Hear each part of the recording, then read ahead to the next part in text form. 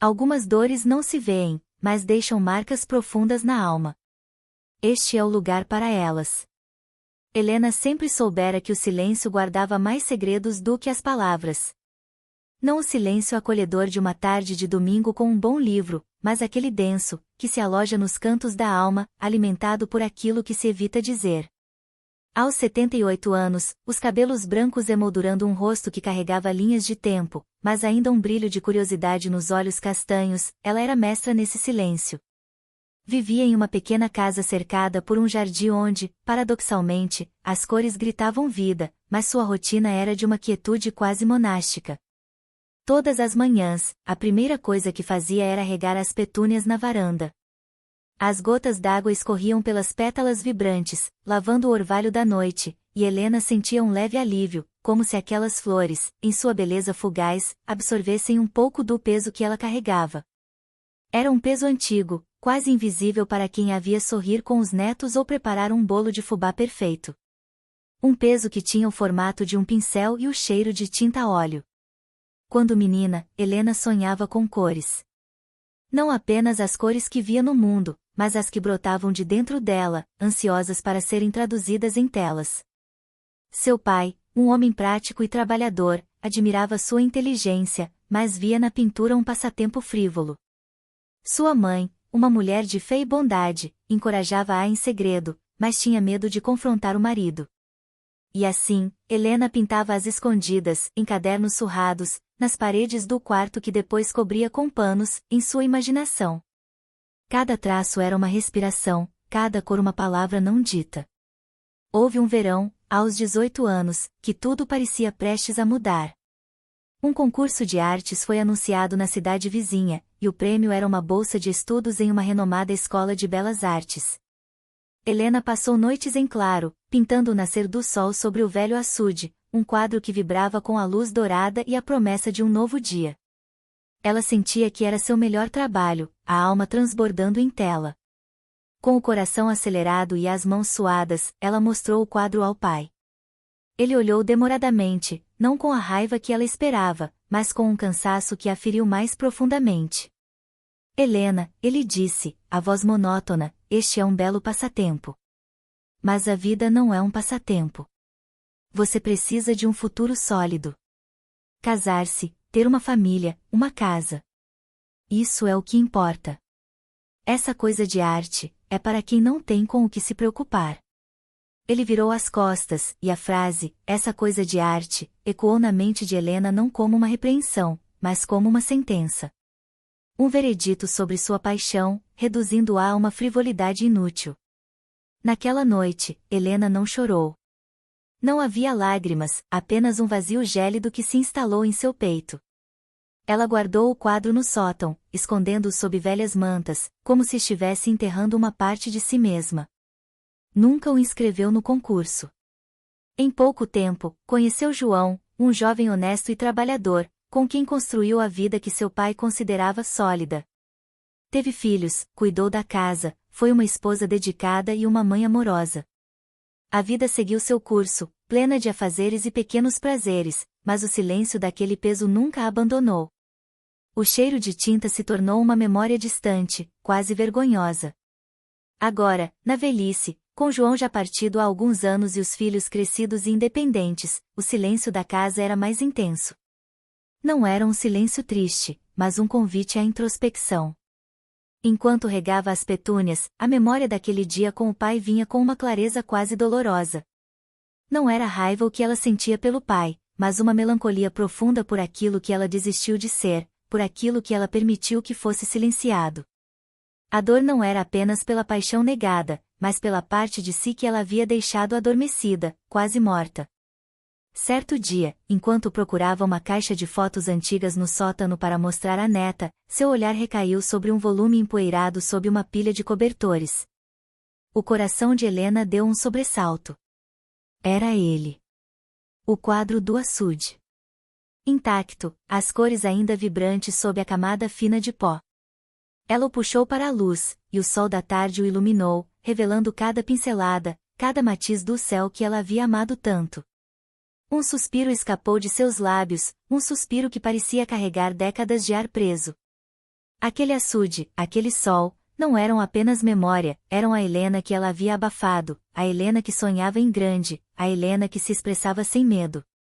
Ela limpou o pó com a ponta dos dedos, sentindo a textura áspera da tinta seca. Não era apenas uma pintura, era um portal para uma parte esquecida de sua alma. As palavras do pai ressoaram novamente: essa coisa de arte é para quem não tem com o que se preocupar. Mas, olhando para o quadro agora, com a sabedoria de seus 70 e poucos anos, Helena percebeu uma verdade diferente.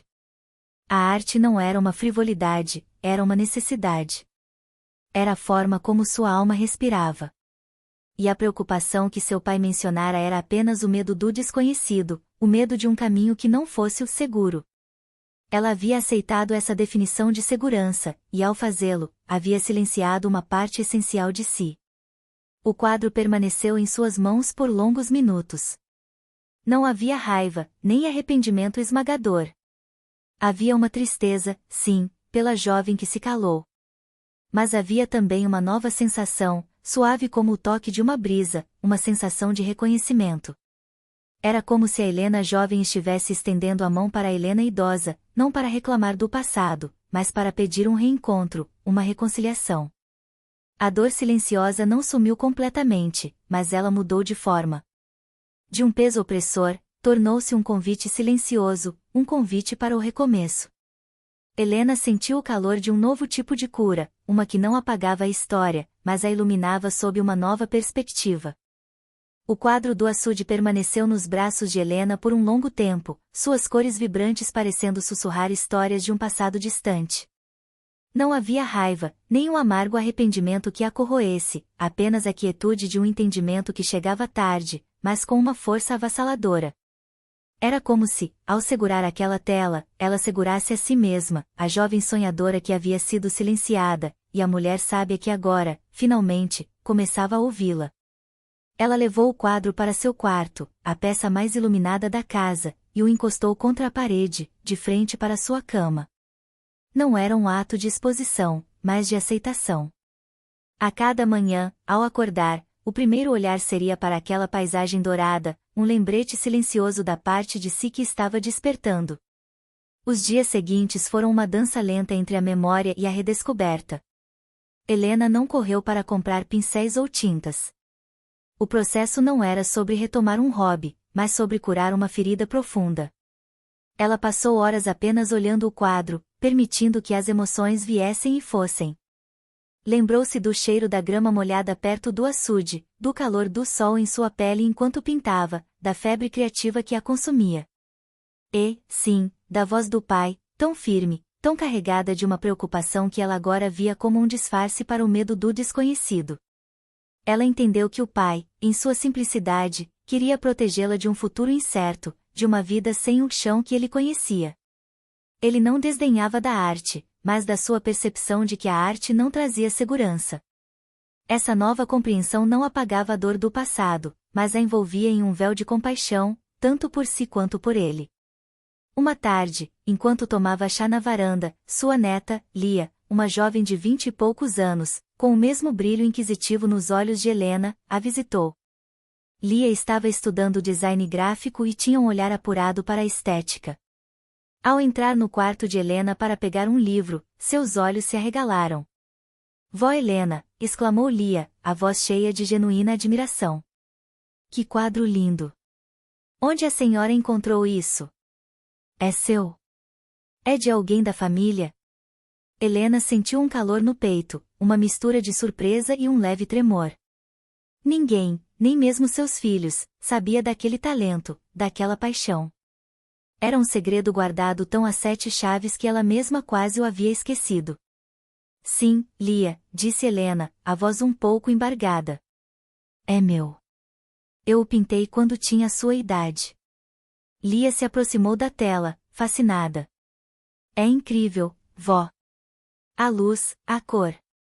É tão vivo. Por que a senhora nunca pintou mais? É tão talentosa.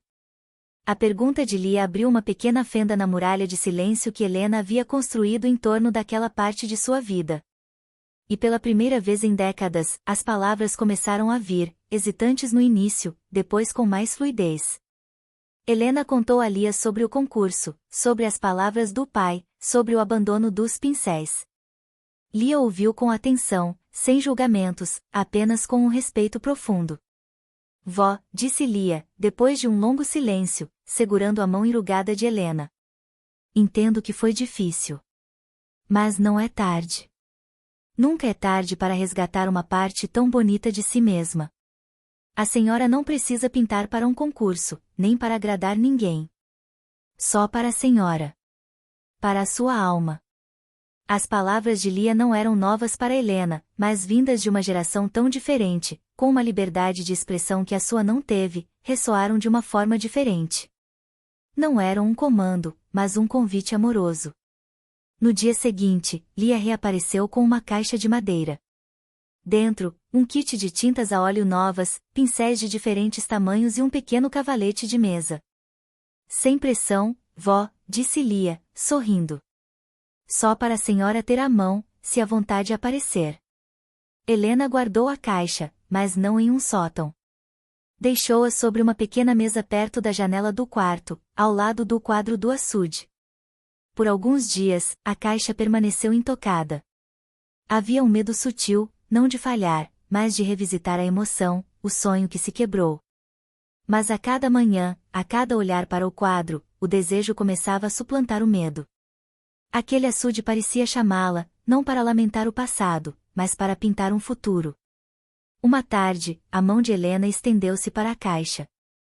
Ela abriu a tampa, e o cheiro familiar da tinta a óleo invadiu o ambiente.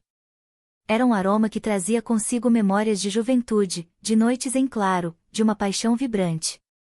Ela pegou um pincel fino e um pequeno bloco de papel. Não uma tela grandiosa, mas algo simples. Começou a esboçar. Primeiramente, as linhas eram trêmulas, incertas, como se suas mãos tivessem esquecido o caminho. Mas, à medida que a tinta se espalhava pelo papel, a memória muscular despertou. As cores começaram a fluir, não perfeitas, mas cheias de vida. Helena pintou as flores do seu jardim, as petúnias que regava todos os dias, mas com uma intensidade que só a experiência de uma vida poderia dar. Ela não buscava a perfeição técnica de sua juventude, mas a verdade de suas emoções. Cada pincelada era uma conversa com a jovem Helena, um aceno de paz, um reconhecimento de que, sim, ela havia silenciado uma parte importante de si, mas agora estava dando voz a ela novamente.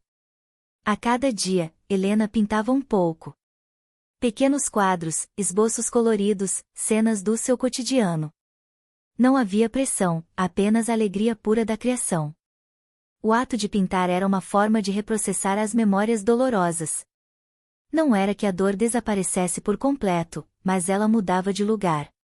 Não era mais um peso esmagador no peito, mas uma cicatriz que contava uma história de superação. A frustração de um sonho interrompido deu lugar à gratidão por uma segunda chance, um reencontro consigo mesma. Ela percebeu que a cura não era apagar o passado, mas compreendê-lo sob uma nova luz. As palavras do pai, que antes soavam como uma condenação, agora eram apenas o eco de um tempo e de uma visão de mundo limitada. Ela não o culpava, ela o compreendia. E ao se libertar da culpa, ela se libertou da dor. Helena não se tornou uma pintora famosa. Seus quadros nunca foram expostos em galerias. Mas isso não importava. O que importava era a paz que sentia ao segurar um pincel, a alegria que as cores traziam de volta à sua vida. Seus netos e filhos notaram a mudança, o brilho renovado em seus olhos. Ela estava mais leve, mais presente. O silêncio da casa não era mais um vazio carregado de segredos, mas um espaço preenchido com a suave melodia da alma que finalmente havia encontrado sua voz. O quadro do açude, agora emoldurado e pendurado na parede de seu quarto, não era mais um lembrete de um sonho perdido, mas um testemunho da sua resiliência, um símbolo de que a vida, mesmo em seus capítulos mais difíceis, sempre oferece a chance de um recomeço. Helena, em suas 70 e poucos anos, estava pintando não apenas com cores, mas com a sabedoria de uma vida inteira, provando que é possível curar o que ninguém vê, transformando a dor silenciosa em arte, em vida, em um coração que finalmente encontrou seu descanso. Se esta história tocou seu coração, saiba que você não está sozinho. Deixe sua experiência nos comentários, seu relato pode ser a luz que alguém precisa. E para continuar encontrando conforto e cura, inscreva-se no canal e ative o sininho para não perder nossas próximas histórias.